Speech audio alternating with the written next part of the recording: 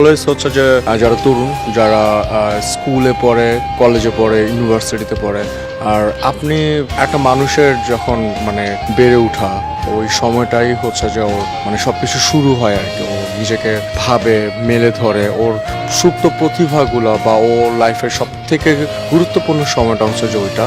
তো ওই সময়টাতে সবকিছু ডিসাইড হয় আর কি। আমার গান করতে ভালো লাগে, আমি কনসার্ট করি।